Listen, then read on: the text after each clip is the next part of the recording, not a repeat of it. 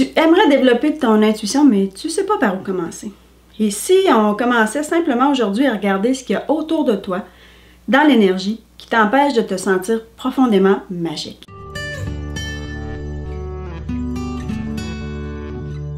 Mon nom est Véronique Bérubé et aujourd'hui, à Tout simplement V, on se penche sur ce qu'il y a dans l'énergie autour de toi qui peut être un frein à développer ton intuition, qui peut t'empêcher à te sentir profondément magique. Ton intuition, c'est ce sens-là qui communique avec l'âme. C'est ton autre écoute. Pas l'écoute avec les oreilles, ni l'écoute avec la tête, mais l'écoute avec l'âme. L'âme est le cœur. C'est un sens qui est là. Tu l'as.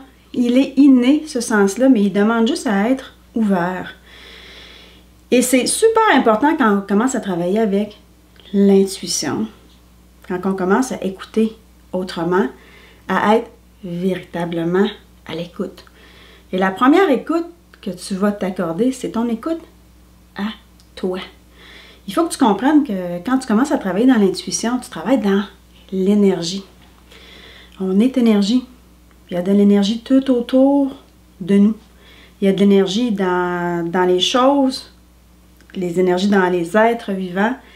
Mais partant de toi, il y a de l'énergie dans tes paroles, il y a de l'énergie dans tes pensées, il y a de l'énergie dans tes valeurs. Tiens, il y a de l'énergie dans tes doutes et tes peurs aussi. Puis en parlant d'énergie, ben, rien ne se perd, rien ne se crée. Bien sûr, tu projettes tout autour de toi de l'énergie, mais tu vas également en absorber. Et c'est super important d'avoir une belle transparence quand tu commences à travailler dans l'énergie parce que c'est ça qui va accélérer ton processus. Et dans cette transparence-là que tu dois avoir envers toi-même, cette écoute-là de ton énergie, ça va être important de regarder qu'est-ce qu'il y a dans ta communauté, dans tes valeurs, dans ta société autour de toi, qui t'empêche peut-être d'être pleinement dans cette ouverture-là de ton intuition.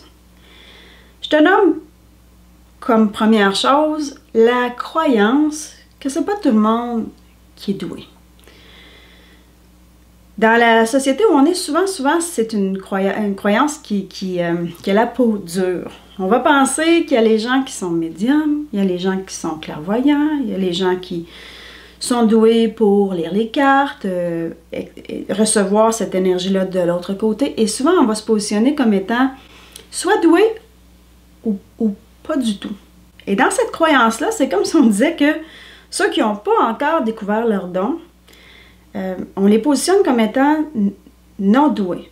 Et si toi, en ce moment, tu te positionnes dans les non doués, tu n'es pas encore médium, tu ne communiques pas avec l'invisible, tu es en peine en train de commencer, puis tu veux développer cette intuition-là, alors tu penses que peut-être tu n'es pas doué, ou on t'a laissé sous-entendre que tu n'étais pas doué.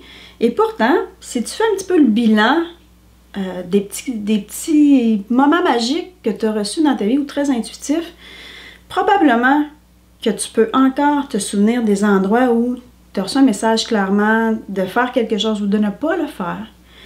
D'appeler un ami qui finalement avait tellement besoin de ton appel à ce moment-là. Faire un choix, aller à tel endroit, etc. Tu as reçu des messages, tu ne sais pas d'où ça vient, mais c'était super fort. Même avoir des êtres décédés de l'autre côté et que tu sens leur présence à la maison. Tu ne te considères pas médium, mais c'est clair pour toi qu'ils sont encore là. Tu sens leur amour, tu sens leur bonne humeur, tu as l'impression qu'ils sont encore à la maison, c'est très fort. Ou tu fais des rêves qui sont super prémonitoires, ou tu fais des belles rencontres dans tes rêves avec des êtres justement décédés. Ça se peut que dans ta vie, quand tu regardes, là, puis tu fais le bilan de ton petit côté magique, il y a plein d'événements qui se sont placés ou qui te sont arrivés, qui viennent te dire aujourd'hui que tu as cette magie-là. Elle a été profondément magique. Mais comme on a encore facilement cette idée-là, qu'elle est douée et les non doués, des fois c'est plus difficile même si on voit là qu'on a une intuition, qu'il se passe quelque chose, on va encore se placer dans le camp des non doués. C'est encore une question que je reçois super souvent dans ma clientèle. Les gens vont me demander, Véronique, est-ce que je suis douée?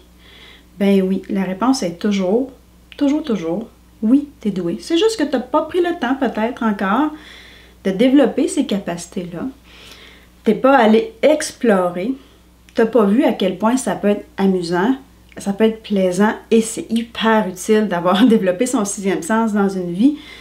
C'est important de savoir que oui, tu es doué.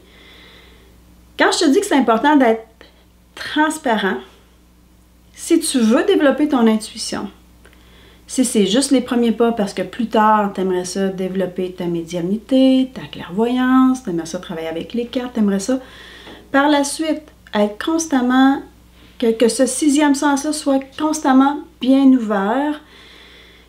C'est important en ce moment que ça soit bien aligné et que tu y crois.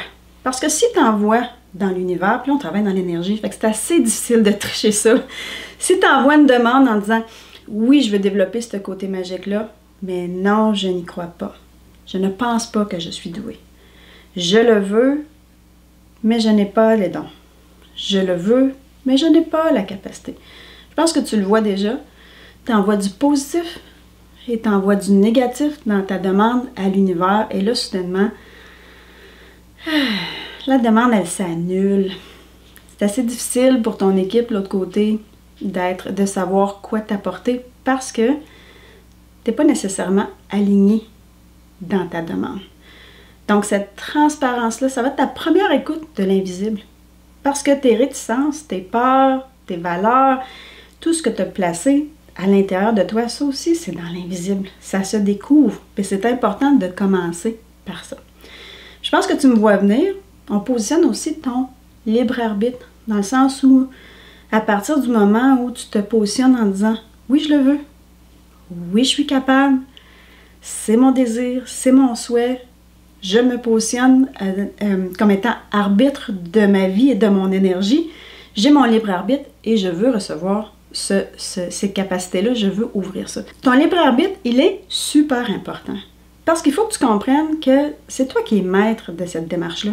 Tu es au centre de la démarche. Puis pourquoi je te nomme ça? Parce que un autre truc qui est dans l'énergie, qui nous empêche souvent d'avancer, puis ça se peut que ça soit très bien ton cas, la peur.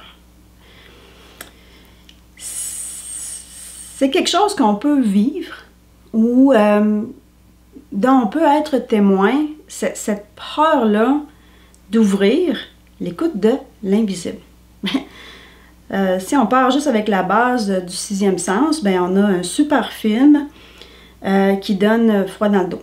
Quand on regarde ça, ça donne zéro envie d'ouvrir cette écoute-là de l'invisible parce que là, soudainement, on a l'impression qu'on va perdre le contrôle, qu'on voulait simplement ouvrir un petit peu notre intuition et que ça peut être catastrophique. Qu'est-ce qu'on reçoit? Ah! Positionner son libre arbitre. C'est sûr que ton écoute, ça va être important d'avoir cette écoute-là de toi-même pour savoir si, quand tu veux ouvrir cette écoute-là de l'intuition, travailler avec l'invisible, est-ce que la peur, elle est chez toi? Est-ce que, toi, tu consommes du film de fantôme et du film d'esprit et ça l'a créé? Je pense que la plupart d'entre nous, on a ça, quelque part, une petite peur d'avoir des surprises ou des visites qu'on n'a pas le goût parce que soudainement on est plus sensible à l'invisible et on est perturbé. Ça t'est peut-être déjà arrivé d'aller dans une maison, à un endroit et de dire « Ouf, il y a de l'énergie ici quelque part. J'aime pas tellement. » Donc c'est sûr que quand on se lance sur un projet ou cette idée-là d'ouvrir l'intuition, l'écoute à l'invisible, ça se peut que ça soit jalonné de peur. Et souvent, on entend ça autour de nous. On a des gens qui avaient des dons et qui vont nous dire moi, j'ai fermé la machine. Ça se peut que ça te soit déjà arrivé d'avoir entendu ça des amis, des collègues, des gens qui étaient capables de communiquer avec l'au-delà ou être clairvoyants. Puis là, soudainement, il s'est passé quelque chose. Ils ont été super inconfortables puis ils ont décidé que c'était complètement terminé. Fait que si c'est des histoires que tu entends pas loin de toi, ça fait partie de ta réalité, ça se peut que tu le positionnes. Donc, ça se peut que tu te dises, j'ai le goût d'ouvrir ça, mais j'ai franchement peur. Ce qui serait, je pense que c'est normal, mais il faut repositionner ton libre arbitre à l'intérieur de ça. Ça veut dire, c'est toi qui décides. c'est pas quelque chose que tu vas perdre le contrôle. Tu peux te positionner comme étant maître et avoir le contrôle de cette intuition-là en te disant que tu vas communiquer avec l'invisible. Et là, tu peux faire la demande haut et clair. Et tu veux que cette démarche-là d'ouverture à ton côté intuitif, à ton côté magique, se passe dans la lumière. Et c'est pas important de savoir à qui tu fais la demande. Si pour toi, travailler avec l'invisible, c'est travailler avec l'univers, c'est travailler avec Dieu, c'est travailler avec la présence divine, c'est travailler avec le Père créateur ou la Mère divine. Si pour toi, travailler avec l'invisible, c'est travailler avec tes guides de l'autre côté, ou ta famille, tes êtres décédés de l'autre côté, c'est ça t'appartient. Mais fais la demande à l'être de lumière qui est de l'autre côté du voile, qui représente pour toi l'invisible, à ce que ton ouverture de ton écoute, ton ouverture à l'écoute de l'âme, ton ouverture de ton sixième sens, se passe dans la lumière. J'aimerais faire la différence entre t'entourer de protection, puis mettre la protection, puis mettre la protection, et demander que les choses se passent dans la lumière. Il y a une différence. Encore une fois, on travaille avec l'énergie. Ça se triche pas tellement. Quand on travaille avec l'énergie, il y a comme un rayon X dans l'univers qui voit très bien si ce qu'on envoie, il est aligné ou s'il n'est pas bourré de peur ou de doute et si c'est vraiment, ça vibre. Et quand tu travailles à mettre tout le temps de la protection, il y en a qui peuvent peut-être te suggérer ça. L'idée n'est pas mauvaise, sauf que quand on se protège, d'habitude, quand on se protège de quelque chose, c'est qu'on a peur. Il y a une crainte, il y a un doute. Donc, on va se protéger. Il y a une différence entre dire « Ah, je me protège, je vais mettre un niveau de lumière dorée, un niveau de lumière blanche, je me mets dans ma bulle. » Soudainement, on donne un petit peu de poids dans la balance à la peur. C'est comme si on la nourrissait un petit peu, cette peur-là. Ça va porter fruit beaucoup plus si tu travailles dans le positif et au lieu de te protéger en adressant la peur, ben, travaille dans la lumière. Et tu demandes à l'univers que ça se passe super bien. Dans le bonheur, dans le plaisir, dans la légèreté. Tu veux que ton ouverture dans l'intuition se passe de belle surprise à belle surprise. Et tu peux aussi positionner les choses que tu veux pas. Moi, ça ne me tente pas de ressentir des énergies qui n'ont pas d'affaires dans mon champ énergétique. Ça ne me tente pas. Ça ne me tente pas de travailler avec l'ombre. Je n'ai pas le goût de travailler avec l'ombre. Je travaille juste dans ma belle lumière. Tu peux positionner aussi que tu n'as pas le goût d'attirer vers toi des lumières qui sont des âmes qui n'auraient pas d'affaires à être là. Tu peux le positionner aussi. C'est toi qui décides. L'ouverture à ton intuition, l'ouverture à ton écoute, il n'y a pas de limite à ça.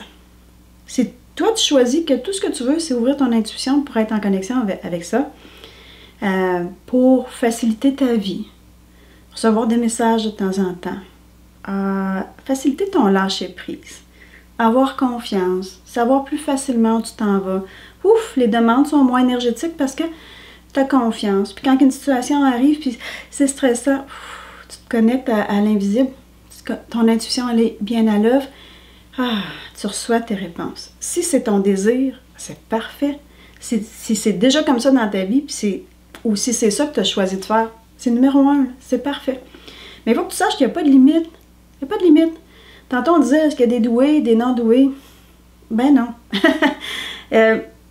La limite qu'il va avoir, c'est le temps, la volonté, qu'est-ce que tu cherches à faire avec cette ouverture-là. Si toi, juste l'ouverture à l'intuition, ce n'est que le début et que tu veux aller vers être vraiment travailler ta clairvoyance, ta médiumnité, si toi tu as le goût de canaliser des messages des anges, être en contact avec les maîtres ascensionnés, il faut que tu saches que c'est possible.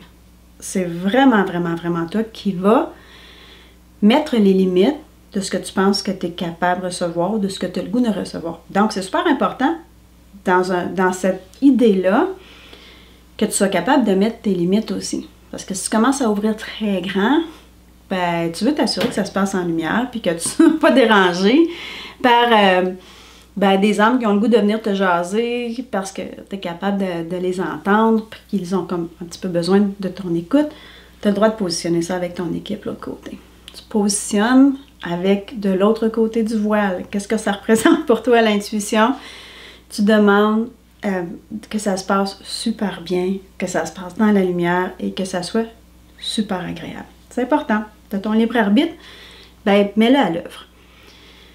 Quand on parle de peur, au niveau de la transparence, ça serait peut-être bon aussi de faire l'examen de conscience, à savoir si tu as peur d'être jugé. Si dans ton environnement, c'est pas tellement spirituel, l'intuition ou la communication avec l'univers ou la communication avec l'ouverture de cette intuition-là, la communication avec l'invisible, on ne croit pas du tout à ça. On trouve ça même un peu risible. Si ça représente à ton environnement, soit familial ou collègue ou ami, ça se peut que dans cette ouverture-là que tu as le goût de faire, tu sois positionné toi-même, envers toi-même, avec cette peur-là du jugement.